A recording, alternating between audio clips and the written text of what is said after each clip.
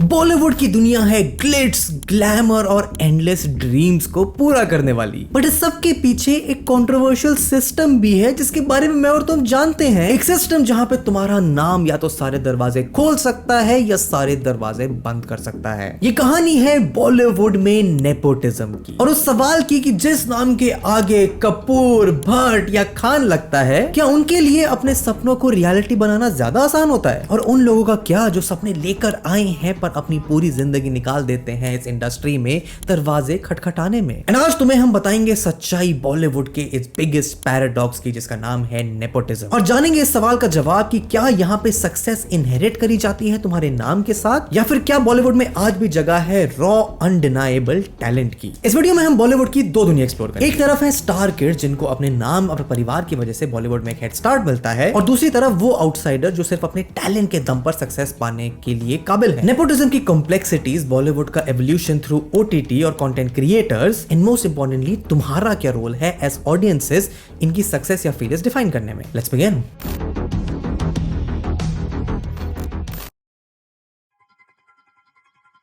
कुछ लोगों के लिए बॉलीवुड हमेशा से एक फैमिली बिजनेस ही रहा है। फॉर एग्जाम्पल, कपूर खानदान ने बॉलीवुड को 90 से ज्यादा साल डोमिनेट करा है। पृथ्वीराज कपूर से रणबीर कपूर तक ये फैमिली प्योर एग्जाम्पल है एक लेगेसी एडवांटेज का। बट यहीं पर एक कैच आता है कि क्या एक स्टार किड का सरनेम उनके सक्सेस को गारंटी करता है? क्योंकि रणबीर कपूर तो आज के जमाने के one of the finest actors हैं, बट क्या उनको वो सेम अपॉर्चुनिटीज मिलती है अगर वो कपूर ना होते? अगर तुम इसको कॉन्ट्रास्ट करो अभिषेक बच्चन के साथ, तो despite being the son of Amitabh Bachchan, उन्हें हमेशा अपने काम के लिए क्रिटिसिज्म झेलना पड़ा है। या फिर तुषार कपूर, जिनके नाम के आगे कपूर है, एक सक्सेसफुल फिल्म एक्टर के बेटे हैं, पर वो लेवल ऑफ सक्सेस और फेम अचीव ही नहीं कर पाए। इसी सेम लाइन में तुम डाल सकते हो अर्जुन कपूर को, फरदीन खान को, और ना जाने और कितने एक्टर्स को। इसके बिल्कुल ही अलग कॉन्ट्रास्ट में है आलिया भट्ट, जो कि एक स्टार किड है, आज के जमाने की सबसे पॉपुलर और केपेबल एक्ट्रेस हैं। उनको भी डेब्यू मिला था स्टार किड नेपोटिज्म के मामले में स्टूडेंट ऑफ द ईयर में, लेकिन उसके बाद उनका रॉ टैलेंट, कमर्शियली और क्रिटिकली सक्सेसफुल परफॉर्मेंसेस ही हैं जिन्होंने उनके करियर को इतना लंबा बना दिया है। तो रियलिटी बहुत सिंपल है, नेपोटिज्म तुम्हारे दरवाजे खोल सकता है, पर वो ऑडियंस डिसाइड करती है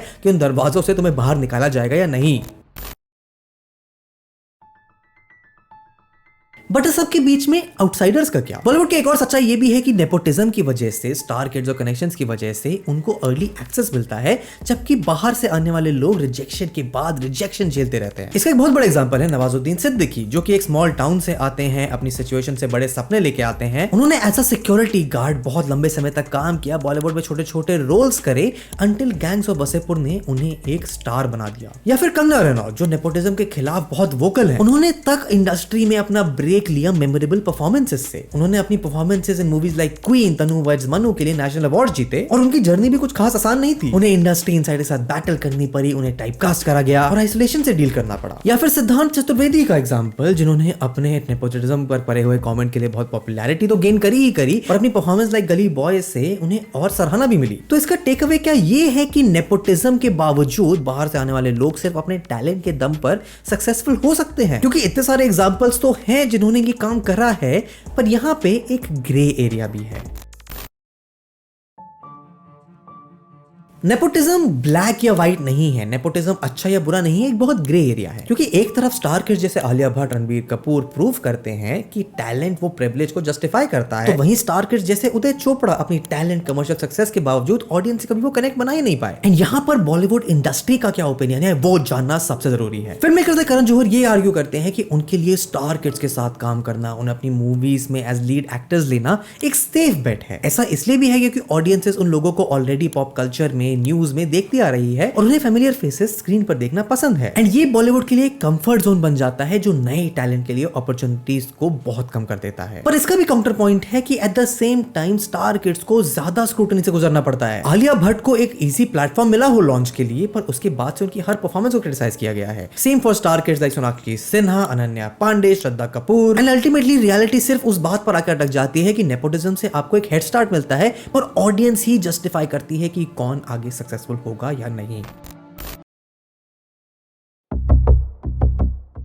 एंड सबके बीच में कहानी थोड़ी और बदलती दिखती है with the advent of OTT। आज के जमाने में Bollywood is no longer the monopoly जो वो एक टाइम पर हुआ करता था। आज के जमाने में स्ट्रीमिंग प्लेटफॉर्म जैसे नेटफ्लिक्स, Amazon प्राइम, हॉटस्टार ने एक नया स्पेस बना दिया है उन टैलेंट्स के लिए जो इस नेपोटिज्म वाली लेगेसी से नहीं आते हैं। बहुत सारे जाने माने एक्टर जैसे पंकज त्रिपाठी जो सिर्फ मूवीज में छोटे रोल्स करा करते थे, आज मिर्जापुर जैसे शोज की वजह से अपने आप में एक स्टार है। एंड OTT इकलौता डिस्ट्रप्टर नहीं है। यूट्यूब और इंस्टाग्राम जैसे प्लेटफॉर्म्स की वजह से कंटेंट क्रिएटर्स तक इस मेन स्ट्रीम अपील में घुसने लगे हैं। प्राजक्ता कोहली जो कि एक यूट्यूबर हैं, नेटफ्लिक्स के मिसमैच में स्टार करती हैं, या फिर भुवन बाम जो अपने ताजा खबर शो से हॉटस्टार पर मोस्ट व्यूड वेब सीरीज बना चुके हैं, या फिर खुद इंडिविजुअल क्रिएटर्स जो अपने यूट्यूब चैनल्स पर मिलियंस में व्यूज कमांड करते हैं, या फिर Amazon मिनी टीवी जैसे प्लेटफॉर्म जो इन्हीं कंटेंट क्रिएटर्स को एक्टर्स के रूप में कास्ट करते हैं और सक्सेसफुल व्यूअरशिप वाले शोज बना रहे हैं। एंड इस शिफ्ट से सिर्फ एक सिग्नल सामने आता है कि ऑडियंस को रिक्वायरमेंट है, उन्हें भूख है नई इंटरेस्टिंग और क्वालिटी स्टोरीज की। हाँ, बॉलीवुड में शायद आज भी स्टार किड्स के पास एडवांटेज हो, वो उसे डोमिनेट करते रहे, लेकिन यूट्यूब और OTT जैसे प्लेटफॉर्म्स उस प्ले फील्ड को लेवल कर रहे हैं, एक फेयर कंपटीशन बना रहे हैं, एक लेवल प्लेइंग फील्ड बना रहे हैं जहां पे वो ये इंश्योर कर सकते हैं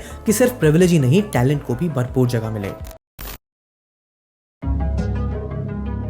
एंड सबसे इंपॉर्टेंट बात जो इस नेपोटिज्म की डिबेट में लोग भूल जाते हैं वो ये कि असली पावर बॉलीवुड के स्टार किड्स, मूवी के प्रोड्यूसर्स के पास नहीं है, वो हमारे पास है एज ऑडियंस। मूवी जैसे स्त्री या फिर लंच बॉक्स हिट बनी क्योंकि ऑडियंस ने चूज करा कंटेंट, मूवी की quality, story telling over star names. And इसी के साथ एक आयरनी भी सामने आती है कि हम स्टार किड्स को क्रिटिसाइज करते हैं, नेपोटिज्म को क्रिटिसाइज करते हैं, उसके खिलाफ आवाज उठाते हैं, लड़ाइयां करते हैं, बॉलीवुड को बॉयकॉट करने की बात करते हैं, लेकिन फिर भी अल्टीमेटली हम मूवीज वही देखने जाते हैं जिनमें अच्छी क्वालिटी के एक्टर्स स्टार करते हैं जो कई बार नेपोटिज्म से आए हुए स्टार किड्स होते हैं। तो सवाल ये नहीं है कि नेपोटिज्म सही है या गलत, सवाल ये है कि हम जो चीजें डिमांड करते हैं, जिनके लिए हु हल्ला कर रहे हैं, क्या हम उन्हें सच में खुद फॉलो भी करते हैं या नहीं। क्योंकि सच तो ये है कि हर एक टिकट जो तुम खरीदते हो, हर एक नेटफ्लिक्स का शो जो तुम देखना चाहते हो, हर एक OTT की मूवी, यूट्यूब पर वीडियो, इंस्टाग्राम पर रील जो तुम देखते हो, वो सिग्नल करती है इन प्रोड्यूसर्स को कि ऑडियंस क्या डिमांड करती है, एंड वही डिमांड के बेसिस पर ये मूवीज और टीवी शोज बनाते हैं। तो अल्टीमेटली पावर हमारे तुम्हारे पास है ये डिसाइड करने में कि टॉप पर नाम कौन सा जाएगा, रिगार्डलेस ऑफ उनका सरनेम क्या है। आज बॉलीवुड एक बहुत इंटरेस्टिंग स्पेस में खड़ा हुआ है। हाँ, नेपोटिज्म रात भर में गायब नहीं होने वाला है। हाँ, OTT एक दिन में बॉलीवुड को रिप्लेस नहीं करेगा। हाँ, यूट्यूब पर अभी प्लेटफॉर्म बनाने वाले क्रिएटर्स का थोड़ा और समय है मेन स्ट्रीम लोगों के सामने उसी अपील के साथ आने का जिस तरीके से स्टार किड या फिर बड़े एक्टर्स आते हैं, लेकिन ये एक अच्छी शुरुआत है। ऑडियंस के बदलते प्रेफरेंसेस इंडस्ट्री को नई शेप दे रहे हैं। अगर स्टार किड जैसे आलिया भट्ट और रणबीर कपूर अपनी सक्सेस अपने टैलेंट के बेसिस बना सकते हैं, तो उसी बेसिस पर प्रतीक गांधी या तृप्ति डिमरी जैसे लोग जो आउटसाइडर्स है उसी सेम लेवल की पॉपुलैरिटी पा सकते हैं। एंड अल्टीमेटली बॉलीवुड का एंटरटेनमेंट का फ्यूचर रिलाय करेगा अच्छी कहानियों पर जो ऑडियंस देखना चाहती है, ना कि नेपोटिज्म की डिबेट पर। तो अल्टीमेटली नेपोटिज्म सच है या फेक, अच्छा है या बुरा? आंसर बहुत सिंपल है। नेपोटिज्म एक रियलिटी है उन लोगों के लिए जो उससे फायदा बना सकते हैं, आगे बढ़ सकते हैं, एंड एक मिथ उन लोगों के लिए जिनके लिए वो फायदा नहीं देता। बट अल्टीमेट सच ये है कि बॉलीवुड इवॉल्व कर रहा है, नए टैलेंट को मौका मिलने के और अपॉर्चुनिटीज आ रहे हैं, पर every ticket you buy, every show you watch वही डिसाइड करता है कि बॉलीवुड आगे कहां जाएगा। तो मुझे बता दो इसके बारे में क्या सोचते हो नीचे कमेंट्स में। यहाँ तक आ गए हो, टॉपिक अच्छा लगा तो वीडियो को लाइक करो। यहाँ पर और वीडियोस हैं जो तुम चेकआउट कर सकते हो। चैनल को सब्सक्राइब करो and I will see you in the next one. Good bye.